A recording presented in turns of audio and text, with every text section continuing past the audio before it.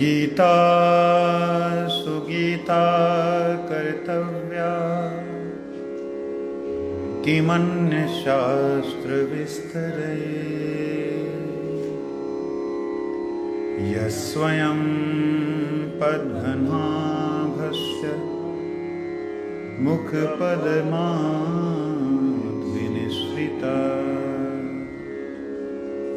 सर्वयोपनिषदो गावो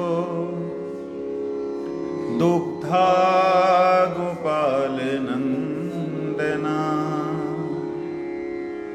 पार्थो वत्स सुधीर्भोक्ता दुग्धं गीतामृतं एकं शास्त्रं देवकी पुत्र गीतम् एको देवो देवकी पुत्र एव एको मन्तरस्तस्य नामानि यानि कर्मप्येकं तस्य देवस्य सेवा कर्मप्येकं तस्य देवस्य सेवा।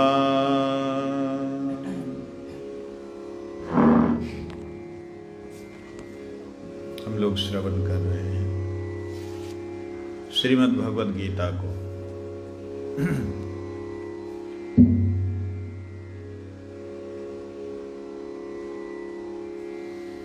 श्रीमद् भगवद गीता के 18वें अध्याय का 76 नंबर श्लोक श्रवण कर रहे हैं।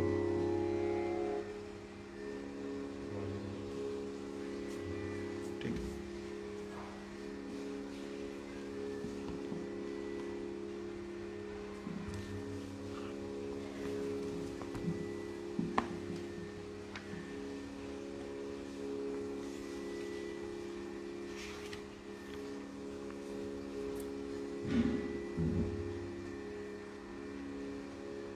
पचहत्तर नंबर श्लोक कल हम श्रवण कर रहे थे बलदेव विद्याभूषण प्रभु जी की टीका को,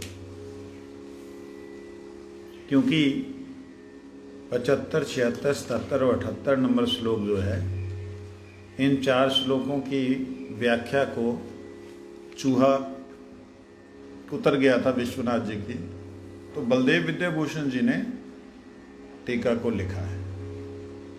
बलदेव विद्याभूषण जी विश्वनाथ चक्रवर्ती ठाकुर जी के आदेश से इन्होंने वेदांत, गौड़ीय वेदांत जो भाष्य है जिसका नाम गोविंद भाष्य, उसको उन्होंने प्रकट किया था। हम उसको श्रवण कर रहे थे कल, आइए उसी की तरफ चलेंगे आगे। व्यास प्रसादात् श्रुतं वाणीं गुह्यमहं परं योगं योगैश्वरात् कृष्णात् साक्षात् कथयतः स्वयं। व्यास प्रसादात् श्रुतं वाणीं गुह्यमहं परं योगं योगेश्वरात् कृष्णात् साक्षात् कथयतः स्वयं। आइए। व्यास प्रसादात् श्रुतवाणीं गुह्यमहं परं योगं योगेश्वरात् कृष्णात् साक्षात् कथयतः स्वयं। व्यास प्रसादात् श्रुतं वाणीं गुह्यमहं परं योगं योगेश्वरात् कृष्णात् साक्षात् कथयतः स्वयं। राजन् संस्मृत्य संवादम् इमम् अद्भुतं केशवायार्जुनयो पुण्यं हृष्यामि च मुहुर्मुहुः। राजन् संस्मृत्य संवादम इमम अद्भुतम केशवार्जुनयो पुण्यम हृष्यामि च मुहुर्मुहुर्। राजन् संस्मृत्य संस्मृत्य संवादम् इमम् अद्भुतम् केशवार्जुनयो पुण्यं हृष्यामि च मुहुर्मुहुः। राजन् संस्मृत्य संस्मृत्य संवादम् इमम् अद्भुतम् केशवार्जुनयो पुण्यं हृष्यामि च मुहुर्मुहुः।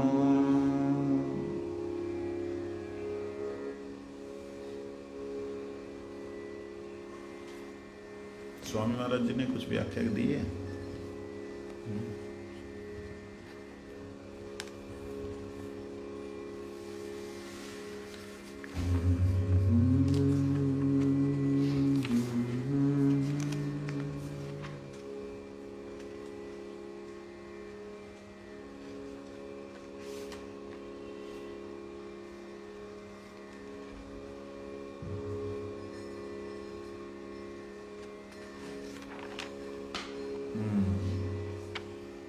इन्होंने बलदेव विद्याभूषण प्रभु जी को लिया।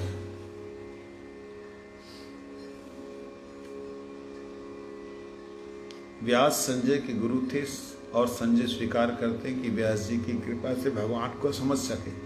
इसका अर्थ ये हुआ कि गुरु के माध्यम से ही कृष्ण को समझना चाहिए, प्रत्यक्ष रूप से नहीं। स्वयं भगवान को समझने के लिए जाएंगे तो हम लोग हो सकता है किसी को भी भगवान समझ लें। हमारे स्वार्थ को जो सिद्ध करे उसी को हम भगवान समझ लें। जैसे साईं को लोगों ने माना हुआ है, जैसे और नेताओं को माना हुआ है। इसलिए गुरु के माध्यम से जब जाते हैं तो हमें मालूम पड़ता वास्तविकता में भगवान कौन है। गुरु स्वच्छ माध्यम है। यद्यपि अनुभव फिर भी प्रत्यक्ष ही होता है। गुरु जो है वह स्वच्छ माध्यम है।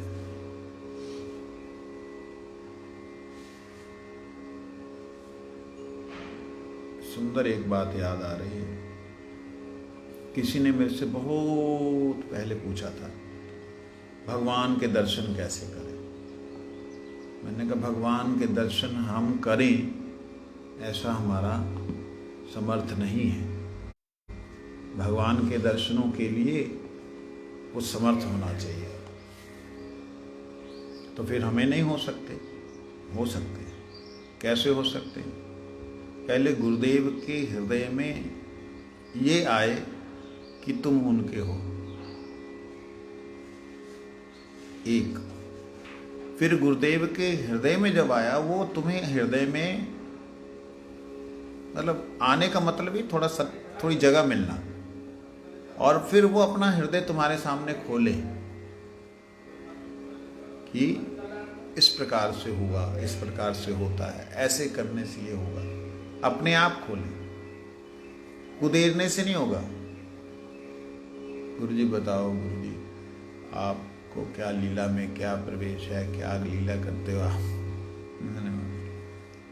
मेरे को याद है सन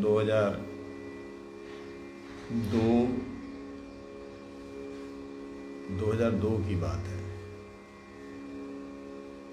सन 1998 में 2 लाइनें मेरे आत्मा से निकली थी। उसके आगे की 3 लाइनें जो हैं वो गोवर्धन आने के बाद, मतलब 2008-10 में, 2008-10 में, मतलब कहाँ 99 से 11-12 साल लगे आगे की 3 लाइनें आने में। वो निकला था, बड़ा सुंदर था। मैं छोटा सा एक ग्वाला, ओ मैं छोटा सा एक ग्वाला, कहाँ जगत में आ गया। मैं छोटा सा एक ग्वाला, कहाँ जगत में आ गया, तुमको भूला कान्हा, तुमको भूला प्यारे, जग में मैं भरमा गया। मैं छोटा सा एक ग्वाला। ये 98 और 99 में मैं मधुबन में था, वहां पे ये आया था।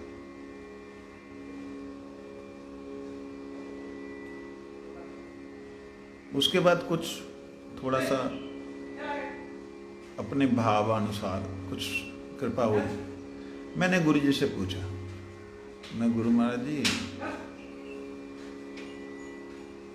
मैंने ऐसे ऐसे देखा।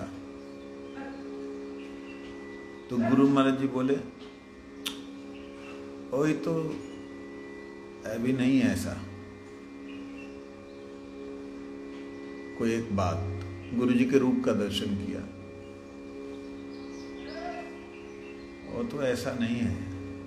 हमको तो गुरु जी उधर ले गया, दूसरा सेवा में ले गया। मैं क्या, कहाँ ले गया? अभी अधिकार नहीं तुम्हारा।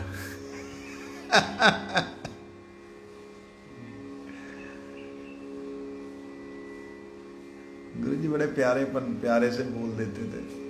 मैं तो लठमार तो अपनी अंडे से निकला नहीं और बात करता है कि तुमको क्या लीला अनुभव हो रहा है। सीधा सीधा तो गुरु जी बड़े प्यार से, गुरु जी बड़ा, वो तो पहले था, अभी तो गुरु जी हमको वहाँ ले गए दूसरी सेवा। पहले था का मतलब गुरु जी का पहले वो भाव नहीं था, मतलब तुमको जो अनुभव हो रहा है, जो तुमको मेरा दर्शन जो इस लीला में हो रहा है, वो ये नहीं है वास्तविकता में।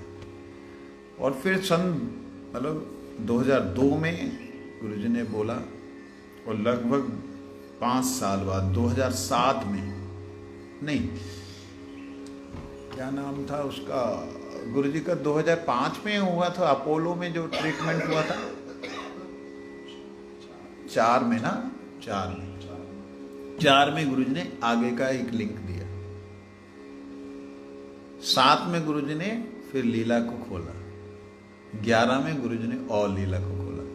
तो कहने का अभिप्राय, जितना जितना उन्होंने मुझे, मैं तो नहीं उनकी तरफ गया, लेकिन उन्होंने मुझे जितना जितना आकर्षण कृपा करके दिया, या यूं कहें कि मेरी बुद्धि जितनी जितनी उनकी तरफ गई, उतनी उतनी उधर से कृपा हो। जो लोग आज मेरे प्रति शरणागत हो रहे हैं, वो बेचारे अज्ञानी जीव हैं, उन्हें पता नहीं। क्योंकि देने वाले गुरुदेव विराजमान हैं, उन्हें ये नहीं दिखाई दे रहा, उन्हें मैं दिखाई दे रहा हूं। लेकिन वास्तविकता में विराजमान वो हैं साक्षात हैं। जिस दिन ये अनुभूति गुरुदेव कृपा करके उन जीवों को देंगे, तब वो वास्तविकता में भगवान का दर्शन कर पाएंगे। वेद व्यास जी ने आके कोई वीडियो फिल्म नहीं दिखाई कि देख भाई ये है। उन्होंने तो एक आशीर्वाद दे दिया, दिव्य चक्षु दे दिए, हो गया। अब दिव्य चक्षु क्या है? वास्तविकता में दिव्य चक्षु जो है प्रत्येक जीव को इनडायरेक्ट वे से मिल चुके हैं, इनडायरेक्ट वे से मिल चुके हैं। वो दिव्य चक्षु हैं गुरुदेव के नेत्र, गुरुदेव के दर्शन, गुरुदेव की दृष्टि। गुरु जी जिस प्रकार से अपने गुरुपाद पद्म का दर्शन करते हैं, वो दृष्टि प्राप्त करना, और उस दृष्टि को प्राप्त करने के बाद में जब आप भगवान को देखने की इच्छा करेंगे, वो इच्छा भी वही समझ सकते हैं। हमारी इच्छाओं में बड़ी कपटता रहती है। कैसी कपटता रहती है? प्रतिष्ठार तरे निर्जनेर खरे, तब हरिनाम केवल कई तब। प्रतिष्ठा के लिए निर्जन में मैं भजन करूंगा, ये मेरे अंदर भाव रहता है कि सारी दुनिया जानेगी कहाँ है वो भजन कर रहा है। प्रतिष्ठार तरे निर्जने रखरे, ये जो मेरे अंदर भाव है। भक्ति सिद्धांत सरस्वती ठाकुर प्रभुपाद कहते हैं तव हरिनाम केवल कईतव, तुम्हारा हरिनाम केवल कईतव मतलब कपटता है। ये मेरी इस भावना को गुरुजी अच्छी तरह समझते थे, तो इसलिए गुरुजी ने कम से कम नहीं तो 10-12 बार, आप लोग को भी याद होगा, निर्जन के बारे में चिल्लाते थे मेरे ऊपर। 8 बार तो मेरे को याद है, 8 बार गुरुजी ने शासन किया निर्जन के बारे में। तो गुरुदेव ने देखा कि मठ में रह के मेरा प्रयास कैसा है, मैं कैसा चाहता हूं, तो उन्होंने कृपा करके दिखलाया। क्या दिखलाया? अपना हृदय, अपना हृदय खोला।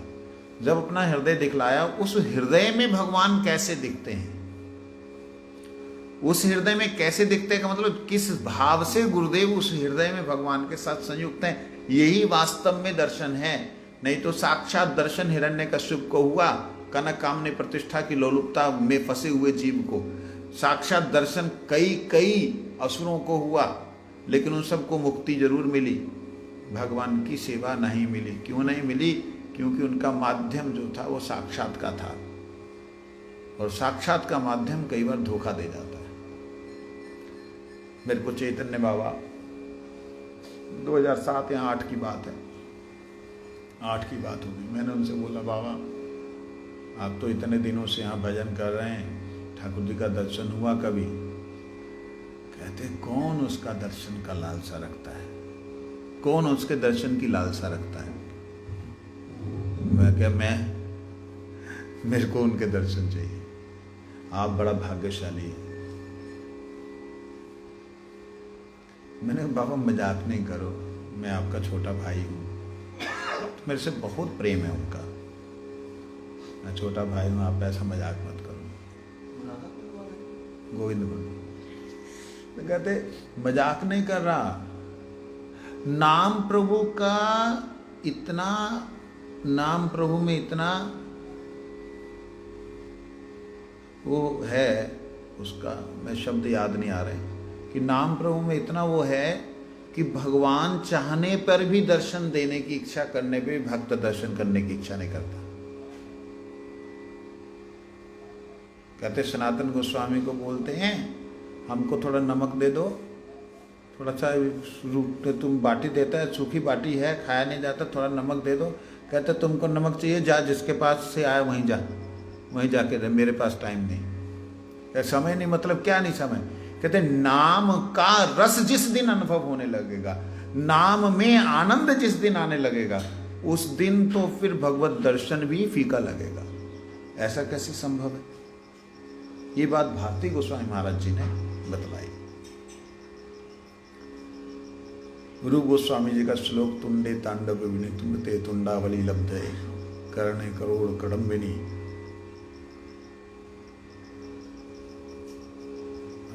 करोड़ कड़म्बिनी अर्बुद्दिव्य स्पृहाम,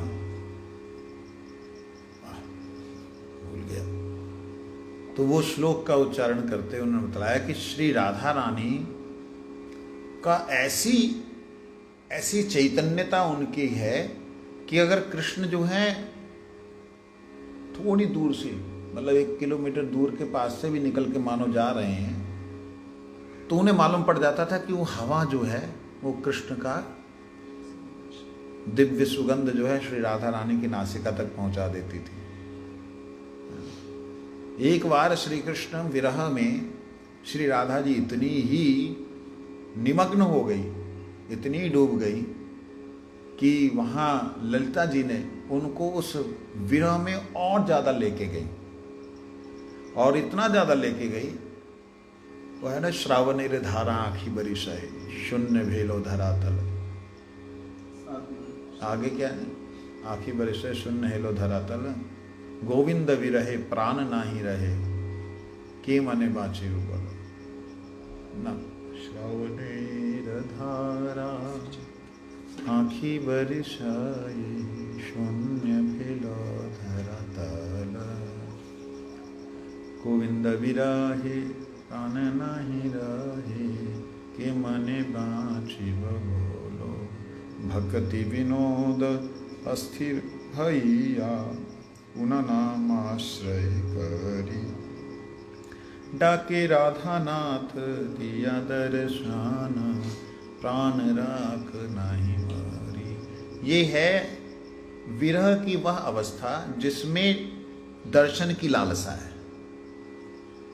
ये है वह विरह की अवस्था जिसमें क्या है, दर्शन की लालसा है। और विरह ये इसमें क्या होता है, पदे पदे पूर्णामृत, मिलन में भी सुख हो रहा है। क्या है वो, गाइते गोविंद नाम उपजिलो भावग्राम।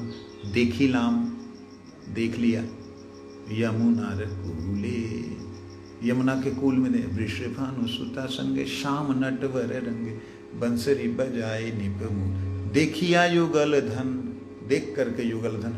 अस्थिर है मन, मन के अंदर समर्थना नहीं है उसको धारण करने की। ज्ञान हरा है नूत खाना, बेहोश हो गए। कत खोने नहीं जानी, ज्ञान लाभ हैलो मानी। आरे नहीं भेला दर्शन, द्वारा दर्शन ही नहीं हुआ। सखी गो के मते धरी वो परान। लेकिन अब इसमें स्थिति क्या है, ध्यान देना। इसमें स्थिति ये है, दर्शन हुआ उसमें भी आनंद, दर्शन नहीं हुआ उसमें भी आनंद।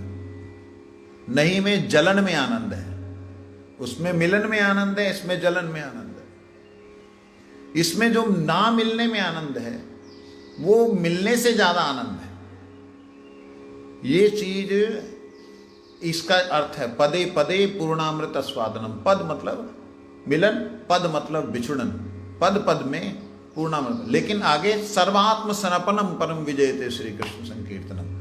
परम विजयते श्री कृष्ण संकीर्तन में जो श्री कृष्ण संकीर्तन पूरे पूरे विजय प्राप्त कर लेता है, आत्मा को भी जीत लेता है, कब्जे में कर लेता है, तब तो सर्वात्म सनापनम, फिर कुछ भी नहीं रहता।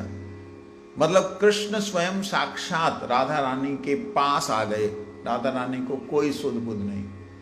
नाम जो है अंतःकरण में जाकर के, अंतःकरण में प्रांगण में नृत्य कर रहा है। नाम,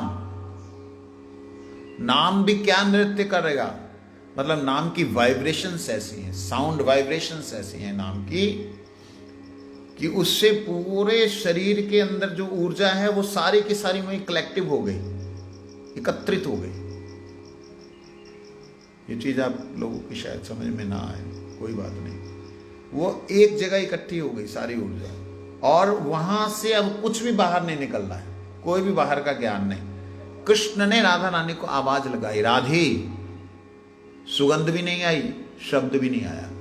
रूप रस गंध शब्द स्पर्श, वो सारी की सारी इंद्रियों का जो राधा रानी का जो विषय विग्रह कृष्ण है साक्षात आ गए, लेकिन कुछ अनुभव नहीं हुआ।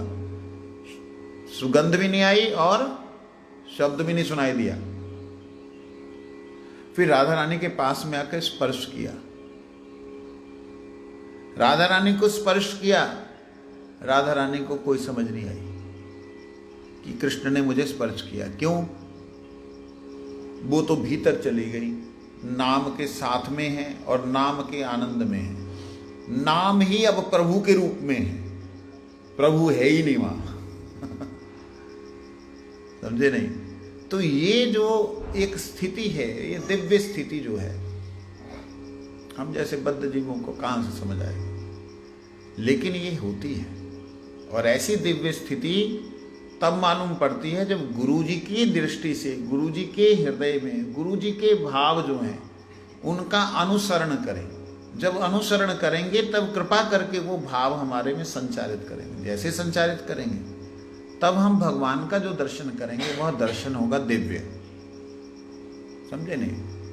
अपने आप से दर्शन कर लेंगे, जो उनकी कृपा होगी, भगवान की कृपा हुई, चलो गुरु कृपा से हरि नाम किया, भगवान की कृपा हुई, लेकिन गुरुदेव नहीं वहां पे, भगवान के दर्शन हो गए, गुरु जी नहीं है, तो वह दर्शन में कपटता हो सकती है कृष्ण की।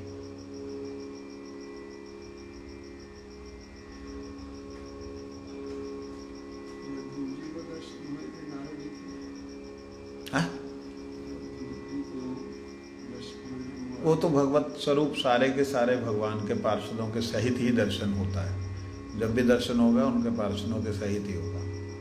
और वैसे भी ध्रुव जी ने तो पहले अंतर्यामी रूप से दर्शन किए, वह दर्शन तो हटाया ना भगवान ने।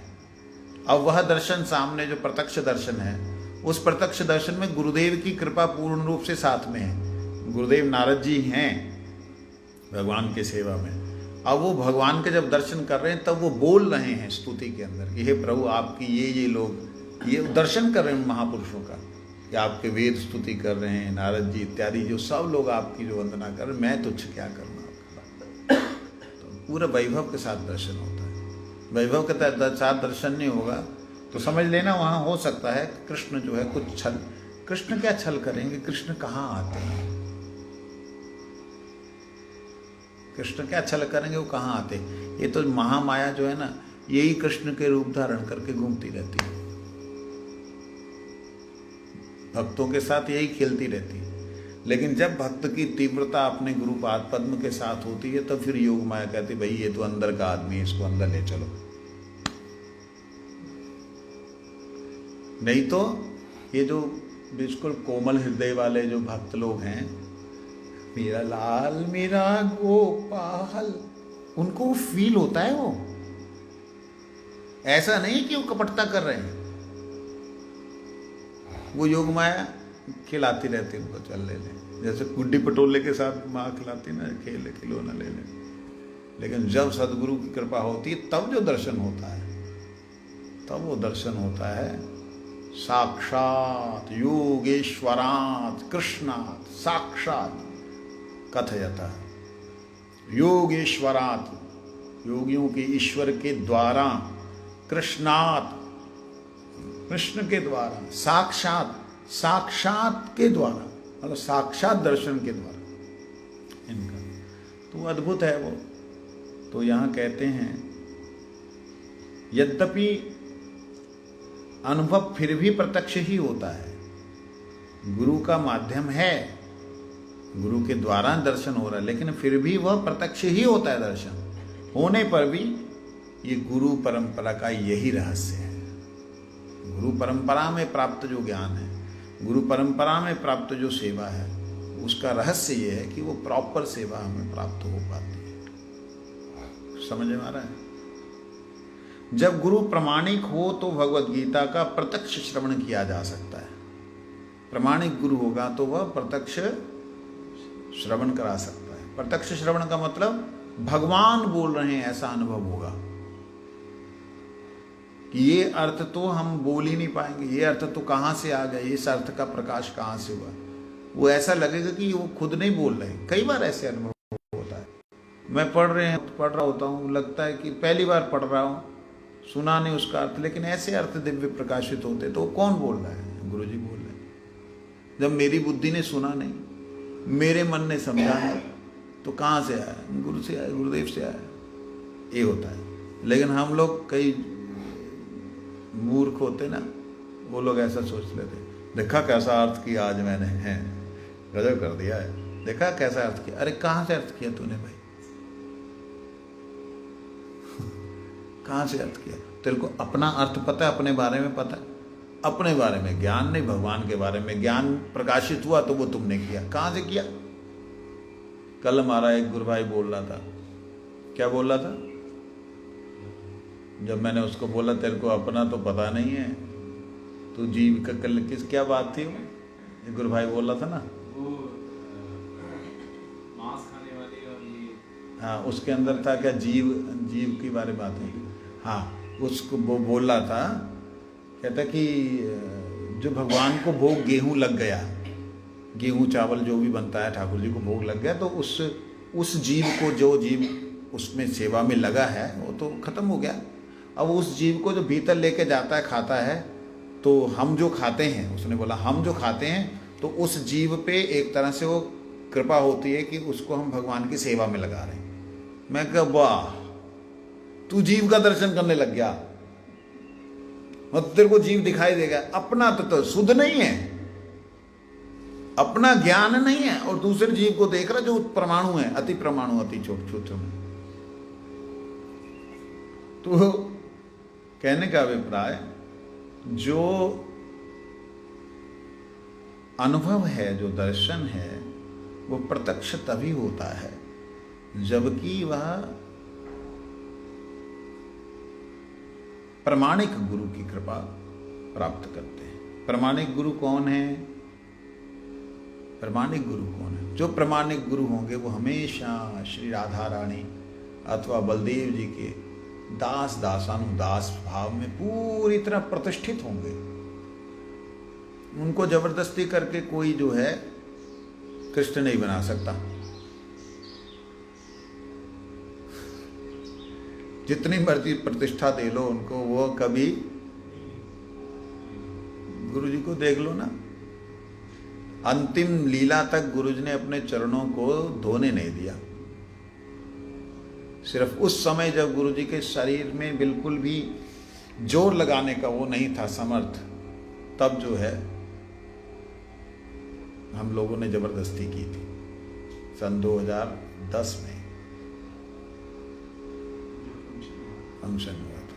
2010, 11, 12, 13, 14, 13 के बाद तो फिर ऐसी लीला की गुरु जी ने, तो 10 में थोड़ी हमने जबरदस्ती की थी। जो मतलब 1924 से 2010 कितने साल हो गए? 84 साल ना, 86 साल। 86 साल तक गुरुजी ने अपने चरणों को धोने नहीं दिया। और आजकल मेरे जैसे पैदा हुए नहीं हैं, मतलब गुरु रूप से अपनी पूजा करवाते हैं, चरणों को धुलवाते हैं। ठीक है, वो एक विधि है, वो होना भी चाहिए। हमारे गुरुजी ने कंजूसी की लेकिन वो होना भी चाहिए। अगर नहीं होगा तो क्या उसका शब्दों का अर्थ ही नहीं रहेगा। पद जल क्या है? भक्त पद, भक्त, यही साधन निर्बल क्या क्या है? भक्त पद रेणु, भक्त पद जल, भक्त अवशिष्ट, भक्त भुक्त अवशिष्ट, यही 3 साधन निर्बल। ये 3 है साधन के बल। भक्त चरणों की रेणु, भक्त चरणों का जल, भक्त भुक्त भगवान खाया हुआ जो अविशेष है, ये साधन का बल है। अगर ये नहीं मिलेगा तो जीव साधन कहाँ से करेगा? लेकिन आमी तो वैष्णव ए बुद्धि होइले अमानी न हो आमी, प्रतिष्ठा आशा आशी हृदय दूषी वे हई वो निरयगामी। ये बात भी साथ साथ ही कही है ना। मैं वैष्णव हूं, ले हाँ तेरा कल्याण हो जाएगा। और ये मैं निंदा नहीं कर रहा हूं, लेकिन ऐसे ऐसे महात्माओं का भी सुना है, वो मुंह में खाते और यहाँ पे भोग लगा रखा बड़े बड़े, उतना तो खा नहीं सकते।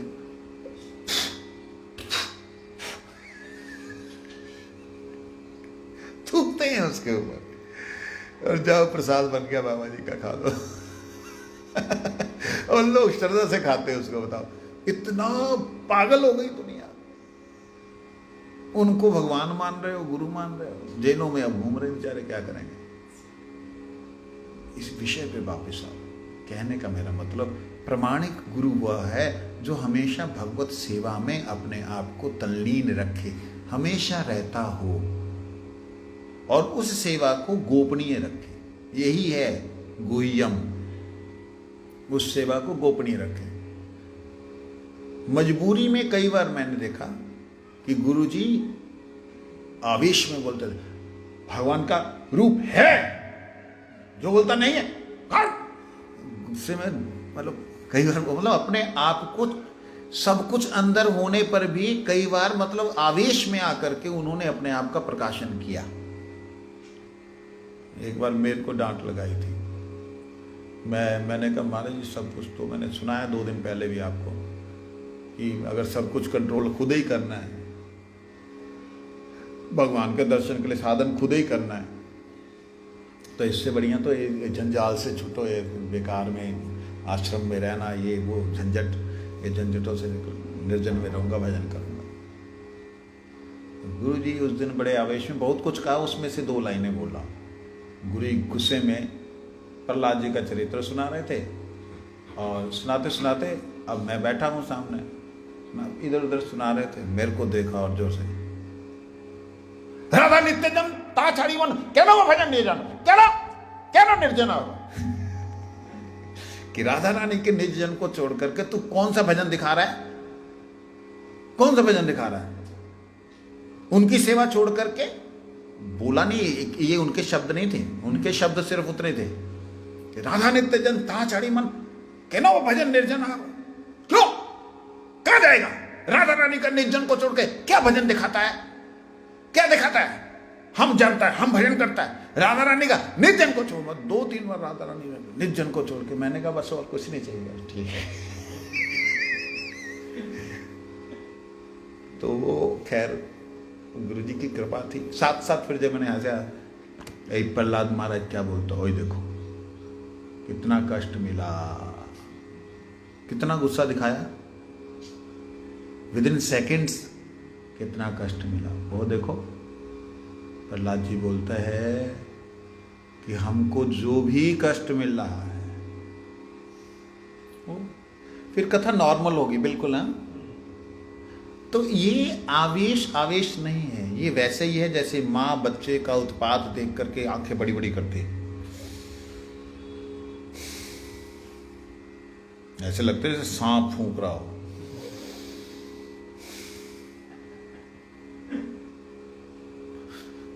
बच्चा डर जाता है, फिर जब देखती ज्यादा ही डर गया फिर छाती से ही लगा लेती, जैसे कृष्ण का हुआ ना, डंडा देखा, वो क्या है, रुदंतम मुहर नेत्र युगमम मृजंतम कराम भोज युग में न सातंक नेत्रम मुह श्वास कंप त्रिरेकांक कंठ स्थित ग्रही बदाम, तो माँ ने कंठ से लगा लिया, चल अब भाग ना जाए कहीं, पकड़ के उसको छाती से लगा लिया कि भाग ना जाए, ये बात चल ले। तो इसलिए विषय समय समाप्त हो गया। तो कहने का मतलब कि जब भी हम कुछ भगवान को जानना चाहें, जब भगवान के शब्दों को समझना चाहें, वो गुरुमुख से समझने से हमें तब समझ आता है। और गुरुमुख हमेशा जीवन में मैंने इस चीज़ को अनुभव किया, मेरा प्रत्यक्ष अनुभव है, गुरुमुख हमेशा भक्तों के सामने, अपने नित्य परिकरों के सामने या दासों के सामने हमेशा हरि कथा बोलता रहता है। कभी भी कोई भी अच्छी बात अगर बोल रहे हैं तो गुरु जी बोल रहे हैं, कभी भी कोई भी अपवाद या अपशब्द बोला जा रहा है मेरे द्वारा बोला जा रहा है, ये भाव बढ़ जाता है, ये भाव बिल्कुल एकदम शब्दों में नहीं रहता, अंदर से आता है।